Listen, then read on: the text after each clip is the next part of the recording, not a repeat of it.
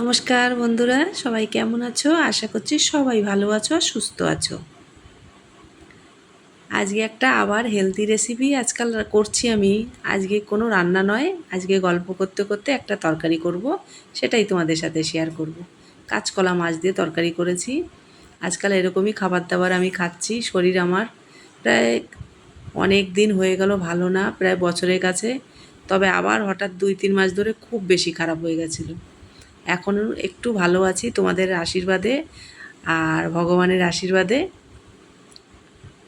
তেল দিয়ে মাছটা ভাজতে ভাজতে তোমাদের সাথে গল্প করব। আজকে কোনো রান্না নয়, শুধু গল্প তোমাদের সঙ্গে। তবে আমি চাইবো আমার গল্পের কমেন্টের উত্তর কিন্তু তোমরা দেবে, মানে আমি যে কথাগুলো বলবো তার উত্তর তোমরা দেবে। আমরা মেয়েরা সকালবেলা উঠেই সবার আগে শুরু হয়ে যায় রান্নাঘর থেকে।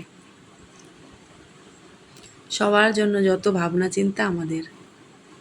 আমার তো খুবই শরীর খারাপ ছিল, আমি কিছুই করতে পারতাম না, উঠতে পারতাম না, ব্রেনে ঠিক মতন ব্লাড সার্কুলেশন হচ্ছিল না।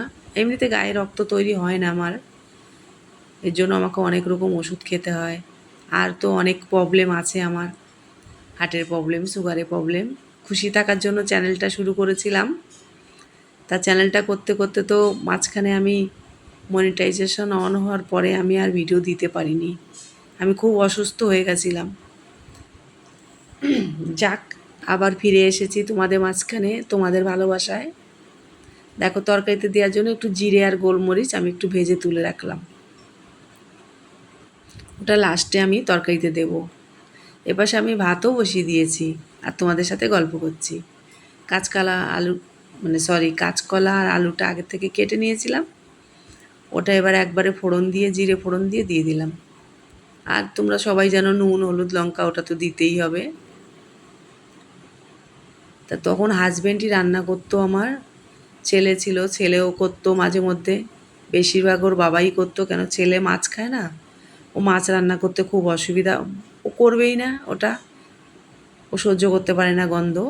তো ওর বাবাই করতো, যা করে দিত তাই খেতাম। ফ্যামিলিতে তো আর সেরকম কেউ নেই করে দেওয়ার মতন, আর মাও নেই আমার এখন, মা বাবা কেউই নেই। বোনরা আছে, ওরা দূরে থাকে, ওরাও যে এসে একটু হেল্প করবে তাও করতে পারে না। আর আশেপাশে আমার বান্ধবীরা আছে, ওরা খুবই ভালো সবাই, কিন্তু মাছ তো কেউ খায় না, ওই জন্য ওরা কেউ কিছু করতে পারে না। ওরা হয়তো ডাল ভাত করে দিতে পারবে। তবে একটা বান্ধবী আছে, ও এসে বলে কি করতে হবে বল বল, করে দিয়ে যাচ্ছি। হ্যাঁ, না, রান্নার কাজ করতে হবে না, ওটা আমার হাজব্যান্ডই করে। তবে এসে ওরা কোথায় মাথায় তেল মালিশ করে দেওয়া, কোথায় হাত পা টিপে দেওয়া, এগুলো খুব করে। খুব ভালোবাসে ওরা আমাকে। আমাদের কিছু আছি, আমরা একসঙ্গে মেলামেশা করি, তার ভিতরেও তো স্পেশাল বলে কিছু থাকে কেউ। তো ওরকম বান্ধবী আছে আমার, সে ফোন করবে বেশি, খোঁজ নেবে, বাড়িতে আসবে, ওরকম হাত পা টিপে দেবে। এ পাশটা আমি আবার ভাত বসিয়ে দিয়েছি।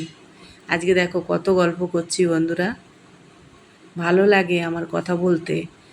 আর আমি সবার সঙ্গেই কথা বলি, আমার ভালোও লাগে। কি হবে, জীবনটা তো অনেক বেশি বড় না, অল্প সময়ের।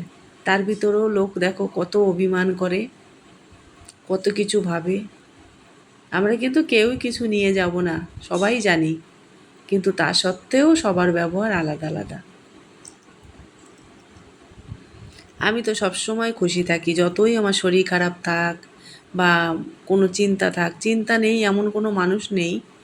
তো যেরকমই থাক, আমি সবসময় খুশি থাকি, এবার আমি হাসতে থাকি। দেখো, রান্না করতে করতে একটু জলপাই খেতে ইচ্ছে করছিল, তাই বের করে নিয়ে এসেছি, সেটাও তোমাদের দেখিয়ে দিলাম। জলপাইটা স্টোর করে রেখেছিলাম, তা প্রায় বছরখানিকের কাছে তো হতেই যাচ্ছে, আবার তো জলপাই এসে যাবে কিছুদিন পরে।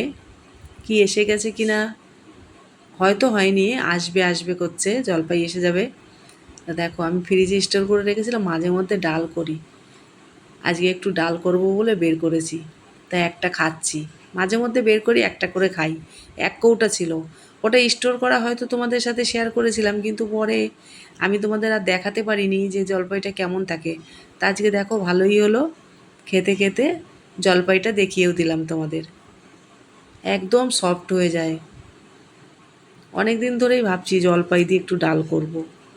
অনেক কিছু রান্না করেছি, ছেলের জন্য ডিম করেছি, লাল ডাঁটা শাক ভাজা করেছি, উচ্ছে ভাজা করেছি, এই কাঁচকলার তরকারি করছি, আর ওই জলপাই দিয়ে একটু ডাল করব।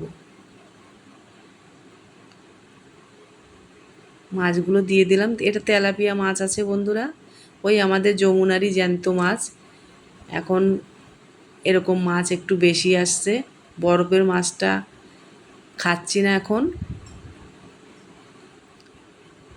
আর জ্যান্ত মাছ বলতে যে কলকাতার মতন মানে জিওল মাছ, মাগুর মাছ, ট্যাংরা এগুলো যে পাবো, এগুলো এখানে পাওয়া যায়, কিন্তু আমার ভয় লাগে। আমি আগে অনেক খেয়েছি যমুনার, কিন্তু একবার একবার দুবার পোকা বেরিয়েছিল ওর থেকে, সেখান থেকে ওই মাছ আমরা আর আনি না বাড়িতে।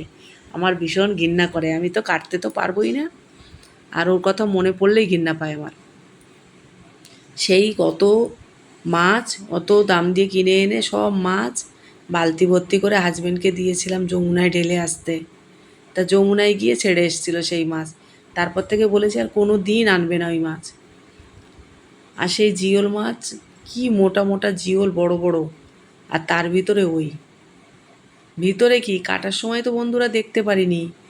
তাহলে তোমাদের কাছে এই কথাটা আমি বলে দিই, কাটার সময় দেখতে পারিনি, আমি কেটে ধুইয়ে রেখে দিয়েছি বাটিতে করে, আর একটা গামলিতে ঢেকে রেখেছি। যখন এসে গামলিটা খুলেছি তখন সেই দৃশ্য, তখন আমি এই তো ভিডিও করতাম না, না হলে আমি ভিডিও করে তোমাদের দেখাতাম। গামলির ভিতরে চারিদিক দিয়ে বন্ধুরা আদা বাটা দিয়েছিলাম কিন্তু মাঝখানে, আর এই যে এখন দিয়ে দিলাম যে জিরে গোলমরিচটা ভেজে রেখেছিলাম ওটা দিয়ে দিলাম। দেখো কথা বলতে বলতে কতটা সময় চলে গেল, আর রান্নাটাও হয়ে গেল। ওইদিকে ভাত হয়ে গেছে মানে ভাতটা আমি বন্ধ করে রেখেছি। আমি ভাতটা যখন উতরে যায় তখন আমি বন্ধ করে দিই ভাতটা, তারপরে কিছুক্ষণ পরে গিয়ে ভাতটার গ্যাসটা আবার জ্বেলে দিয়ে তারপরে উপর দিই আমি। এতে গ্যাসটা অনেক সেভ হয় আর ভাতটা অনেক ঝরঝরে আর সফট হয়। দেখো তরকারিটা। তাহলে বাকি কথাগুলো না বন্ধুরা আবার একদিন একটা ভিডিওতে বলবো, হ্যাঁ? তাহলে আমার রেসিপিটা কেমন লাগলো বন্ধুরা? আমার এই যে ব্লগ ভিডিওই বলতে হবে যে আমি এত কথা বলেছি। তোমাদের যদি আমার এই রেসিপি বা আমার এই যে যেটা ব্লগ ভিডিওর মতন করলাম, এটা যদি তোমাদের ভালো লাগে তাহলে আমার চ্যানেলটি সাবস্ক্রাইব করে নিও, পাশে থাকা বেলটা প্রেস করে দিও, যাতে এরকম রেসিপি বা ব্লগ ভিডিও যাই কথা বলি আমি, সব কিছু যেন তোমাদের কাছে চটপট করে পৌঁছে যায় আর তোমরা দেখে নিতে পারো। দেখো, তাহলে এই সব কিছুর জন্য আমার চ্যানেলটি সাবস্ক্রাইব করে পাশে থাকা বেলটা প্রেস করে ভালো থেকো।